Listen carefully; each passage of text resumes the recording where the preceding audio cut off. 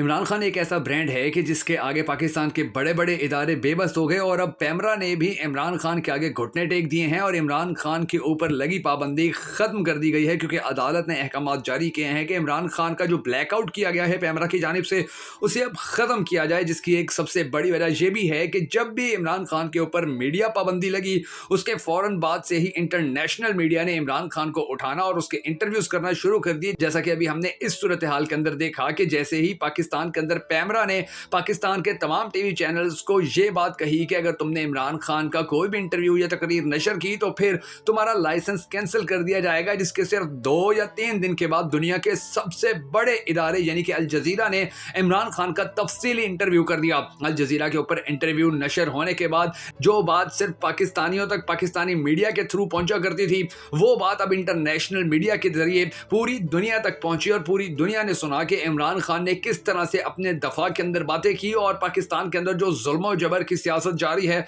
उसको किस तरह से बेनकाब किया। जिसके बाद फौरी तौर पर यह अहकामात सामने आई कि इमरान खान की पाबंदी खत्म की जाए और पैमरा ने भी घुटने टेक दिए। और उसके बाद इमरान खान ने फौरन ऐलान कर दिया कि मैं 6 बजे कौम से खिताब करूंगा और वो खिताब फिर पूरे पाकिस्तान के मीडिया के ऊपर चलने के हवाले से ये बात क्लियर हो जाती है कि इमरान खान ना किसी से डरने वाला है, ना झुकने वाला है, ना ही इसे कोई रोक सकता है और ना ही कोई इसे बैक फुट पर लेकर जा सकता है या दीवार के साथ लगा सकता है। अल्लाह तबारक व तआला से हम सब ने दुआ करनी है कि अल्लाह तबारक व तआला इमरान खान को इसी तरह कामयाबियां देता रहे कि जिस तरह से आज तक कामयाब होता आया है। जबकि दूसरी जानिब हमारी इंपोर्टेड हुकूमत और इसके वजीर आजम की हर जगह पर रुसवाई हो रही है, हर जगह पर इन्हें बदतरीन बेइज्जती का सामना करना पड़ रहा है। अभी रिसेंटली ही हमारा वजीर आजम एक ऐसी कॉन्फ्रेंस के अंदर गया कि जिस कॉन्फ्रेंस में दुनिया के सबसे गरीब ममालिक शामिल थे और जब उस कॉन्फ्रेंस का एक ग्रुप फोटो आया जिसमें आलमी रहनुमा भी खड़े थे तो वहां से शहबाज शरीफ मुकम्मल तौर पर गायब था,